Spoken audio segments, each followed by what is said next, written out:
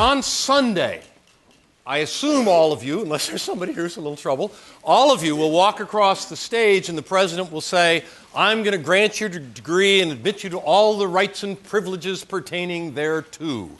But nobody knows exactly what those rights and privileges are.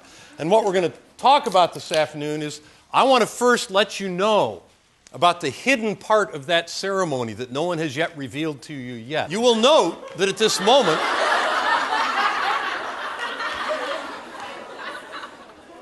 you're still encased in the Smith bubble. They will hand you your diploma. You'll walk to the edge of the stage where you'll invariably pause to greet your family and friends. What you don't know is when your back is turned, immediately behind you will appear a large, sharp object. It will pop that. A little karate guy will come out.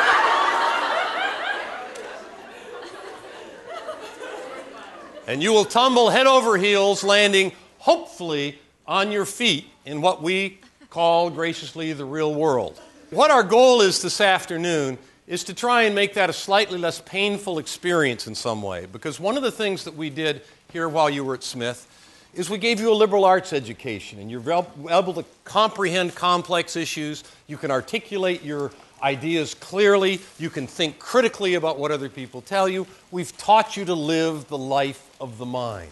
We just didn't teach you how to pay for it.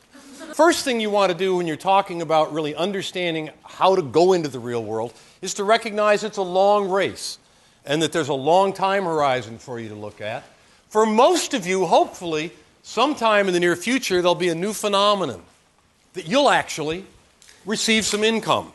And I know that for many of you, that's going to be a new experience, and that's the good news. I'm sure that you will find ways to have income come in. That's one of the good news pieces. One of the bad news pieces is, there's a lot of expenses that you haven't been used to handling that you may have to address as you start to go into that. But what we want to do is have you start thinking now not just about the immediate future, but further on. And hopefully next year some income will come in and some expenses will go out, and some income will go in and some expenses will go out. And if you start looking at that whole pattern, you'll notice, I think, two things about that. And the first is it looks like it's going out faster than it's coming in. And that's partly a trick of the animation speed on PowerPoint. But that's the way it feels in real life, too. It goes out a lot more easily than it comes in. But the second and more important thing is those arrows aren't matching up. There will be years when you have large expenses and low income. And hopefully for you, there'll be years when you have high income and low expenses. And the way to really take financial control of your life is to recognize and not just do it year to year, but to think into the future and really talk about financial planning and recognizing what happens, that sometimes it makes sense to postpone expenditures.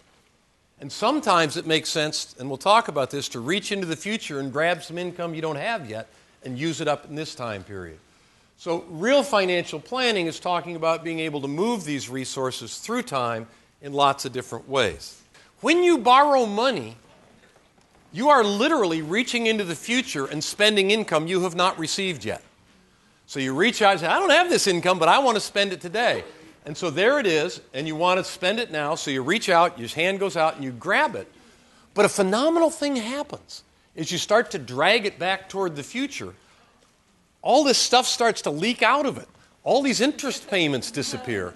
And when you finally get it back to the present, you get now a whole lot less than you have to give up then. And the amount that you have to give up can be mind-boggling. So I know several of you took economics with me, and I want to know if anything stuck at all. So if there's any answer that anybody ever asked in economics, the immediate answer is, yes. All right, I like it. You stuck with you a little bit. Okay. It depends. And that is absolutely true here. Should I get rid of my student loans as soon as I possibly can? It depends on a whole lot of things. That if you think about the three things that I really want you to walk out of here understanding. And the first one is we talked about be frightened of the dangers of mishandling debt. That when you're young, that's one of the things that can get you into trouble. So be aware of it, be conscious of it. Handle debt wisely. There's good debt and there's bad debt. The next thing is to recognize that taxes from now on are going to be part of your life. And to be a wise taxpayer and understand how that's going to happen. And the third one is to recognize these extraordinary powers of compounding and the potential that awaits you if you take control of your financial future when you're young, and the difficulty of recapturing that if you wait until you're much older to do it. And that even though when Sunday rolls around and you stand on the platform looking like this in terms of net worth, I think if you remember those three, that you'll probably perhaps end the possibility of coming back to your 50th reunion looking a little more like this. The gray hair. You dye your hair. And then, of course, the ultimate goal, once you have achieved financial independence.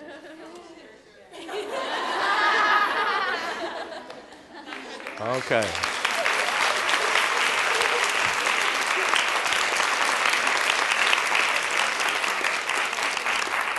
All right.